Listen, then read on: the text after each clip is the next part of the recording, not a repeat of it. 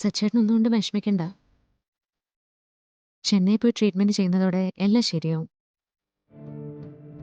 എനിക്കിപ്പോ നല്ല ആത്മവിശ്വാസം തോന്നുന്നുണ്ട്. നമുക്ക് ഉടനെ പോവാം. ചെന്നൈയിലേക്കെന്നല്ല, ഈ ലോകത്തിന്റെ ഏത് കോണിലേക്കും പോവാം. അത്രയ്ക്ക് ആഗ്രഹിക്കുന്നില്ലേ നമ്മളൊരു കുഞ്ഞിനെ?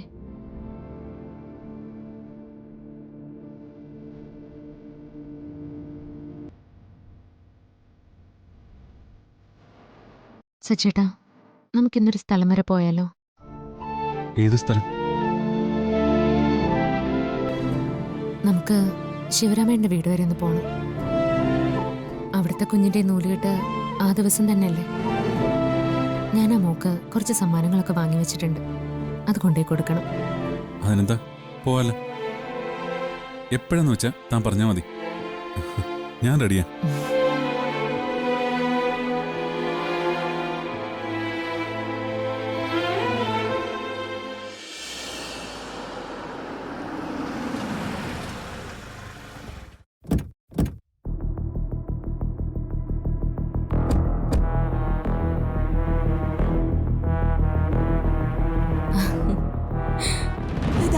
ഇത് ഞാൻ ഇന്ന് രാവിലെ കൂടി ആലോചിച്ചതേ ഉള്ളൂ അർച്ചനയെ കണ്ടില്ലല്ലോ എന്ന്. എപ്പോഴും കരുതും ഇവളുടെ അടുത്ത് വന്ന് കുറച്ചു നേരം ഇരിക്കണോന്ന്. സച്ചേട്ടനും കൂടി സമയം കിട്ടിയിട്ടാവാന്ന് കരുതി. എന്താണിടാ?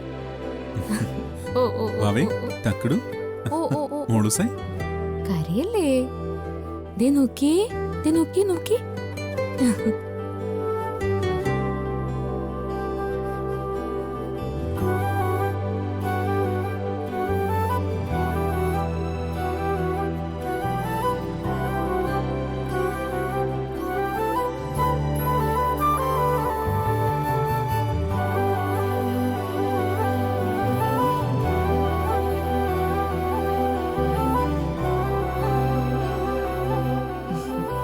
മോളുടെ നൂലുകെട്ടും കടുത്തു.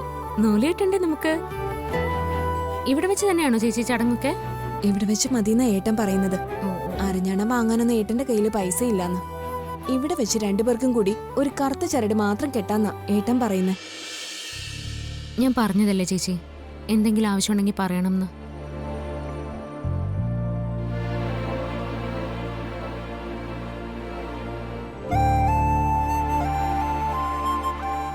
ഇത് പിടിക്ക. വിറ്റോ ഉരുക്കിയോ കുഞ്ഞിന് നല്ലൊരു പൊന്നരഞ്ഞാണം തന്നെ വാങ്ങിക്ക. മടിക്കണ്ട, ഇത് പിടിക്ക.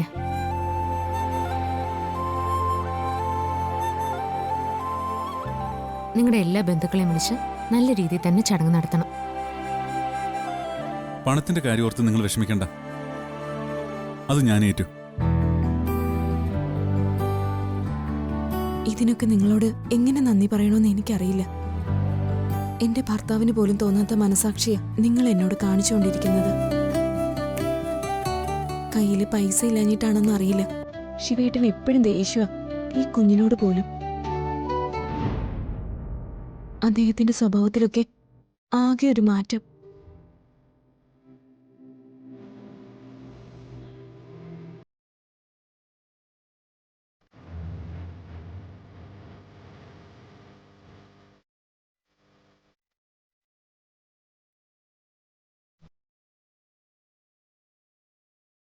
ആ, ശിവേണ്ണ എന്താ അവിടെ തന്നെ നിൽക്കുന്നേ?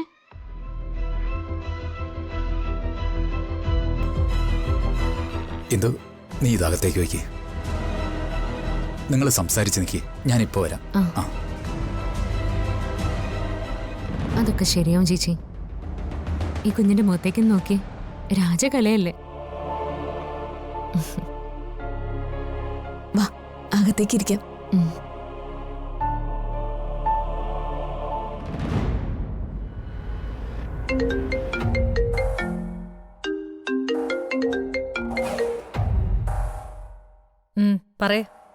മാഡം, ഞാൻ വിളിച്ചത് ഒരു അത്യാവശ്യ കാര്യം പറയാനാ. സച്ചി സാറും അർച്ചന മാഡം വീട്ടിലേക്ക് വന്നിട്ടുണ്ട്. എന്തിന്? അതറിയില്ല. ഇടയ്ക്കിടയ്ക്ക് അർച്ചന മാഡം ഇതേപോലെ ഇവിടെ വന്നു പോകുന്നുണ്ട്. വന്നാ കുറെ നേരം കൊച്ചിനെ എടുത്തുകൊണ്ട് നടക്കുകയും ചെയ്യുന്നുണ്ട്. എനിക്ക് തോന്നുന്നത് കുഞ്ഞിനെ മാറ്റിയതിൽ അർച്ചന മാഡത്തിന് എന്തൊക്കെയോ സംശയം തോന്നിയിട്ടുണ്ടെന്ന്. അത് കണ്ടുപിടിക്കാൻ വേണ്ടിയിട്ടാ ഇടയ്ക്കിടയ്ക്ക് മാഡം വരുന്നത്. അതെന്താ തനിക്ക് അങ്ങനെ തോന്നാൻ? ചില നേരത്തെ സംസാരം കേട്ടിട്ട് എനിക്ക് തോന്നിയതാ. താൻ ഓരോന്ന് ഊഹിച്ച് അങ്ങോട്ടൊന്നും പറയാൻ നിൽക്കരുത്. അയ്യോ ഇല്ല, പക്ഷെ എനിക്ക് നല്ല പേടിയുണ്ട് അവര് വല്ലതും അറിയുമെന്ന്. അങ്ങനെ എന്തെങ്കിലും വന്നാൽ ഞാൻ മേഡത്തിന്റെ പേര് പറയും. എന്നിട്ട് അവിടെയുള്ള എന്റെ സ്വന്തം കുഞ്ഞിനെ ഞാൻ ഇങ്ങെടുത്തോണ്ട് പോരുകയും ചെയ്യും. താൻ ആദ്യം ഒന്നും പേടിക്കാതിരിക്കെ, ആരും ഒന്നും അറിയാൻ പോകുന്നില്ല. ശിവേട്ടാ, ഒന്നിങ്ങ് വന്നേ. ഇതാ വരുന്നു. എന്നാ ഞങ്ങൾ ഇറങ്ങട്ടെ ശിവേട്ട. ആയിക്കോട്ടെ. കുഞ്ഞിന്റെ എല്ലാ കാര്യങ്ങളും ശിവേട്ടൻ കുറച്ചുകൂടി ശ്രദ്ധിക്കണം. എത്ര കാത്തിരുന്ന് ഈശ്വരൻ തന്നതാ മോളെ. അപ്പോ മോളോട് സ്നേഹം കാണിച്ചില്ലെങ്കിൽ അത് ഈശ്വരൻ തന്നെയാവും. എനിക്കെന്തോ ഇവിടുത്തെ കുഞ്ഞിനോട് വല്ലാത്തൊരു സ്നേഹവും അടുപ്പമൊക്കെ തോന്നുക.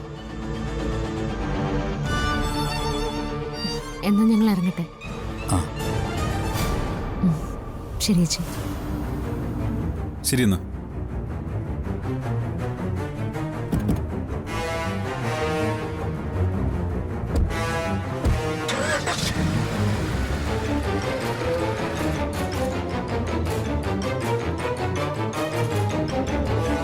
അർച്ചന പറഞ്ഞ കുഞ്ഞിനോടുള്ള ആ സ്നേഹം അത്ര നിസ്സാരമായി കാണേണ്ട ഒന്നല്ല.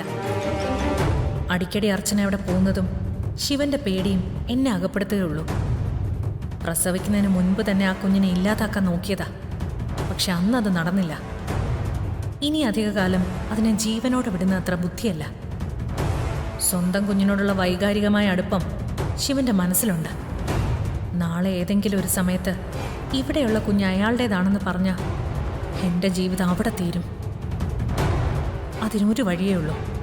ശിവരാമന്റെ കുടുംബം തീരണം. ഒപ്പം ഇവിടെയുള്ള ശിവന്റെ കുഞ്ഞിനെയും ഇല്ലാതാക്കണം. അങ്ങനെ എനിക്കൊരു കുഞ്ഞ് പിറക്കുന്നതിന് മുൻപ് നെല്ലിശ്ശേരി എന്ന ഈ വീട്ടിൽ മറ്റൊരു കുഞ്ഞും വളരണ്ട. ഒരു സെറ്റിൽമെന്റിന് സമയമായിരിക്കുന്നു. 3-4 ജീവൻ എടുക്കുന്ന ഒരു ഫൈനൽ സെറ്റിൽമെന്റ്.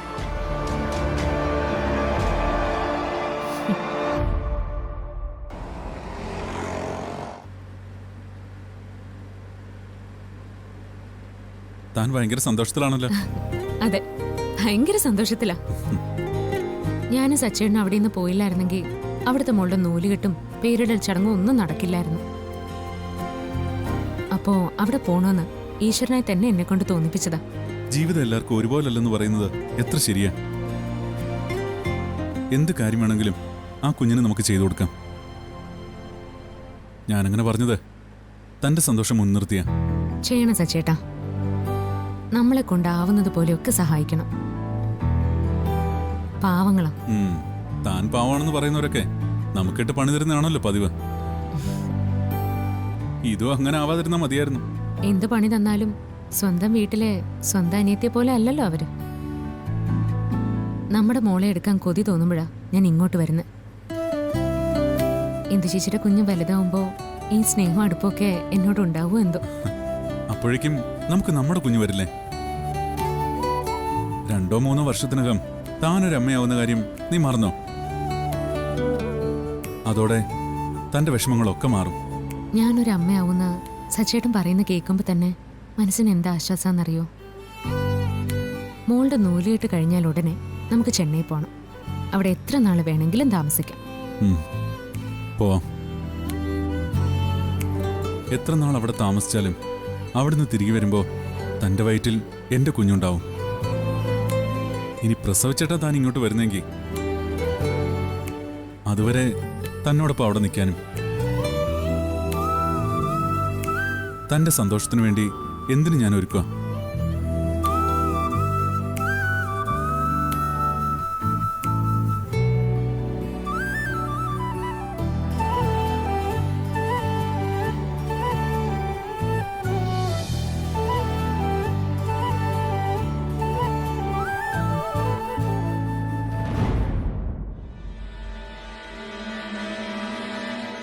പറയ. ഹലോ സന്ധ്യ, എവിടെയാ? ഞാൻ എവിടെയാ? നിനക്കെന്ത്? നീ കാര്യം പറയാവന്തികെ. ഞാനൊരു കാര്യം അറിയാൻ വേണ്ടി വിളിച്ചതാ.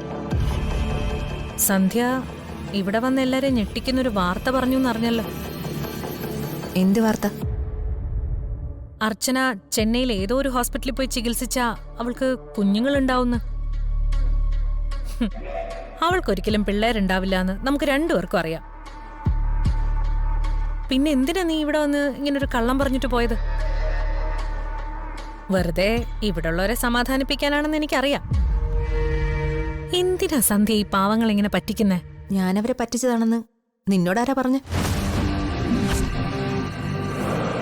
നീ കരുതുന്ന പോലെ ഒരു കുഴപ്പം അർച്ചനയ്ക്കില്ല.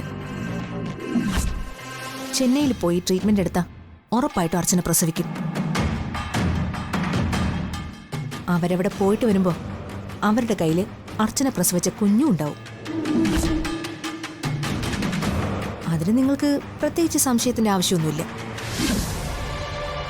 ഇതറിയാനല്ലേ നീ എന്നെ വിളിച്ചത്? ഞാൻ അങ്ങനൊരു സന്തോഷ വാർത്ത അറിഞ്ഞിട്ട് വിളിച്ച് ചോദിച്ചെന്നേ ഉള്ളൂ. സന്തോഷ വാർത്തയോ? നീ നല്ല അഭിനേത്രിയാണെന്ന് എനിക്കറിയാം. പക്ഷേ അതെന്നോട് വേണ്ട കേട്ടോ. ഞാൻ എന്തു പറഞ്ഞാലും നിനക്ക് വിശ്വാസമാവില്ല. അതുകൊണ്ട് ഞാനിപ്പോ വെക്കാം. ബൈ. വെച്ചിട്ട് പോടി.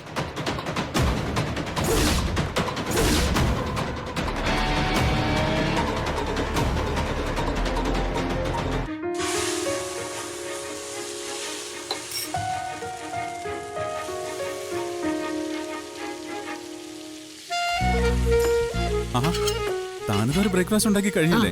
സച്ചേട്ടാ ഒരു 2 മിനിറ്റ്. അല്ല, എന്തു പറ്റി? അല്ലെങ്കിൽ ഈ സമയമാകുമ്പോ എല്ലാം റെഡിയാക്കി ഡൈനിങ് ടേബിളിൽ എത്തിക്കുന്ന ആളാണല്ലോ. ഞാൻ ഉണ്ടാക്കി വെച്ചതൊക്കെ ഭയങ്കര ടേസ്റ്റ് എന്ന് പറഞ്ഞ് ആ. അനഘയും സന്ദീപും വന്ന് കഴിച്ചിട്ട് പോയി. അതാ. തനിക്ക് ഭയങ്കര കൈപ്പുണ്യല്ലേ? അതുകൊണ്ട് എന്തുണ്ടാക്കിയാലും ഭയങ്കര ടേസ്റ്റ് ആയിരിക്കും. അത് കൈപുണ്യത്തിന്റെ അല്ല സച്ചേട്ടാ, ഡബിൾ ഹോഴ്സിന്റെ പവറാ. ആ?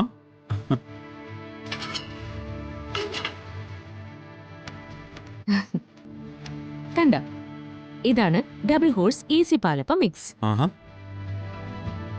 വേഗത്തിൽ ഉണ്ടാക്കാവുന്ന തേങ്ങാപ്പാൽ ചേർക്കണ്ടാത്ത മായങ്ങളൊന്നും ഇല്ലാത്ത പാലപ്പം മിക്സ്. കഴിച്ചു തുടങ്ങിയ പിന്നെ കഴിച്ചുകൊണ്ടേയിരിക്കും. എന്നാലേ ഞാനൊന്ന് ടേസ്റ്റ് ചെയ്ത് നോക്കട്ടെ.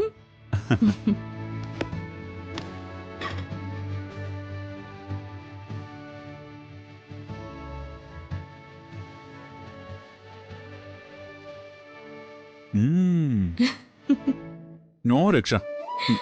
അതിഭീകര ടേസ്റ്റ്. എങ്ങനെയുണ്ട് ഈസി പാലപ്പം മിക്സ്? അടിപൊളി, സൂപ്പർ. ആ.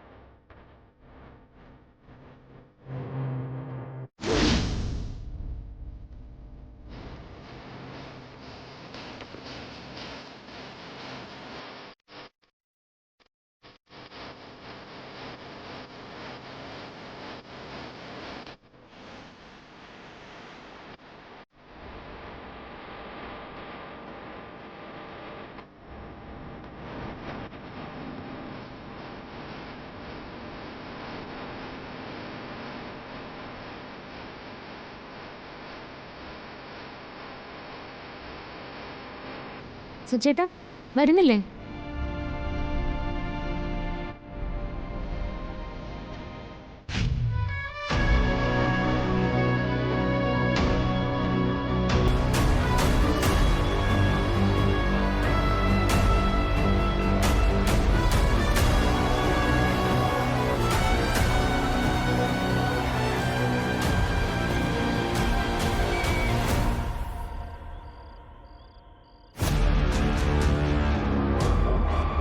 നീ എന്തിനാ അത്യാവശ്യമായിട്ട് എന്നെ കാണണമെന്ന് പറഞ്ഞത്? പറയാം. ഇവരുടെ ട്രീറ്റ്മെന്റിന് അവിടെ എൻ്റെ പ്രൊഫസറുടെ ഒരു ട്രീറ്റ്മെന്റ് സെന്റർ ഉണ്ട്. അവിടെ ചെന്ന് ട്രീറ്റ്മെന്റ് ചെയ്താൽ ബെറ്റർ റിസൾട്ട് ഉണ്ടാവും. ചെന്നൈയിൽ പോയി ട്രീറ്റ്മെന്റ് എടുത്താൽ ഉറപ്പായിട്ടും അർച്ചന പ്രസവിക്കും. അത് നടക്കരുത്. മറ്റന്നാ സച്ചി അർച്ചനയും ചെന്നൈക്ക് പോവും. ആ യാത്ര എങ്ങനെയും തടഞ്ഞേ മതിയാവും. ട്രീറ്റ്മെന്റ് നടത്തിയവർക്ക് കൊച്ചുങ്ങളുണ്ടായ നമ്മുടെ സകല പദ്ധതികളും പൊളിഞ്ഞു വീഴുന്ന ഉറപ്പാ. അതുകൊണ്ട് ആ യാത്ര തടയണം. നാളെ ആ കൊച്ചിന്റെ ചടങ്ങ് കഴിഞ്ഞ് മറ്റന്നാൾ അവര് പോവും. അതിനു മുമ്പ് ഒരു വഴി കണ്ടെത്തണം. ആ വഴി സച്ചിയുടെ അർച്ചനയുടെയും യാത്ര തടയാനുള്ളതും അതൊരു ദുരന്തവുമായി മാറണം. ആ ദുരന്തത്തിന്റെ ആഘാതത്തിൽ വേണം അവരുടെ യാത്ര ക്യാൻസൽ ആവാൻ. നൂലുകെട്ട് നാളെ എന്നല്ലേ പറഞ്ഞത്? അതെ. കുഞ്ഞിനു വേണ്ടി സച്ചി അർച്ചനയും തിരിക്കാൻ പോകുന്ന യാത്ര ആ കുഞ്ഞായി തന്നെ തടയട്ടെ. നമുക്ക് ആ കുഞ്ഞിനങ്ങ് തീർക്കാം. കുഞ്ഞു മരിച്ചു കഴിഞ്ഞാൽ പിന്നെ അവര് പോവില്ലല്ലോ. നമ്മുടെ കുഞ്ഞിനെ നഷ്ടപ്പെടുത്തിയതിനു പകരം അവരുടെ കുഞ്ഞിനെയും നമ്മൾ ഇല്ലാതെയാക്കും. അവർക്ക് കൊടുക്കുന്ന ഒരു ചെറിയ തിരിച്ചടി എന്താ, അതുപോരെ? മതി. നാളെ ആഘോഷങ്ങൾക്കിടയിൽ തന്നെ അത് സംഭവിക്കും. ഞാനത് ചെയ്തോളാം. ജനിച്ച് 28-ാം ദിനം മരണം, അതാണ് അതിന്റെ യോഗം.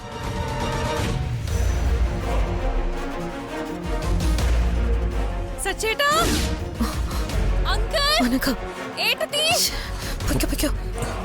സച്ചേട്ടാ,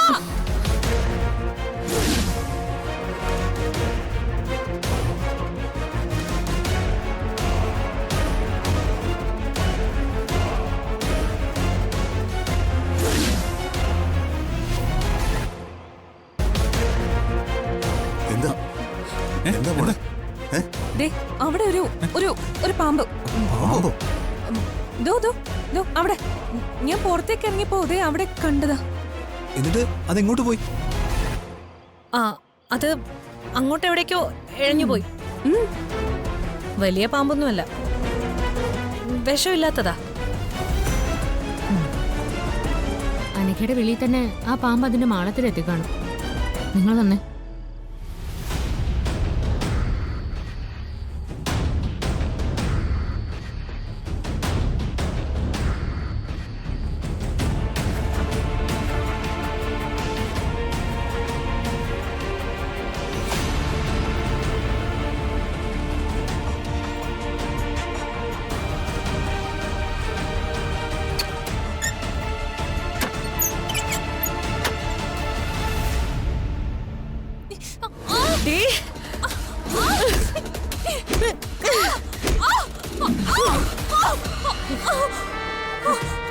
ഞാൻ പലതവണ പറഞ്ഞതാ, ഇതോടെ വെച്ച് കെട്ടിക്കോണം നീ.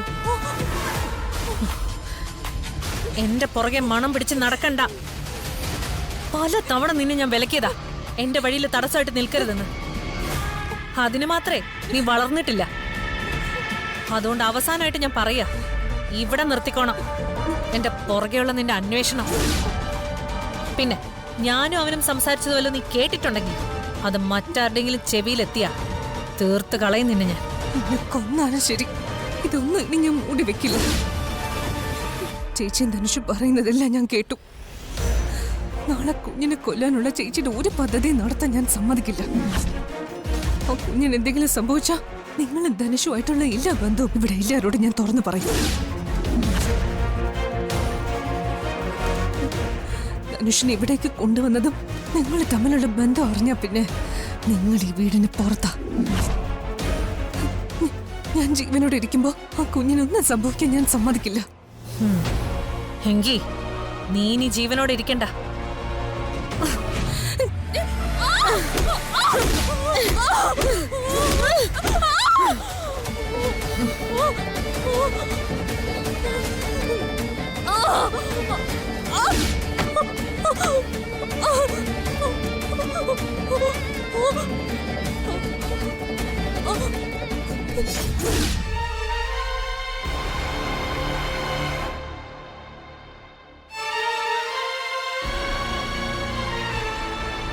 മോളെ അനഘേ, അയ്യോ മോളെ, എന്തിനാ മോളെ അവരോട് ആവശ്യമില്ലാത്തൊക്കെ പറയാൻ പോകുന്നേ? അറിയാലോ അവരെ എന്തും ചെയ്യാൻ മടിക്കാത്ത സ്ത്രീയാ. ആവശ്യമില്ലാത്തതൊന്നും അല്ല ഏട്ടത്തി. സത്യം തന്നെ ഞാൻ പറഞ്ഞതൊക്കെ. ആരുടെ മുന്നിൽ ഞാനത് പറയുകയും ചെയ്യും. അവരും ധനുഷും തമ്മിൽ അങ്ങനൊരു ബന്ധം ഉണ്ടായിരുന്നോ? ഉണ്ടായിരുന്നു. അല്ല, ഇപ്പോഴും ഉണ്ട്. നേരത്തെ ഞാൻ പാമ്പിനെ കണ്ടിട്ടല്ല നിലവിളിച്ചത്. ഇവര് രണ്ടുപേരും അടുക്കള ഭാഗത്ത് നിൽക്കുന്നത് കണ്ടിട്ടാ.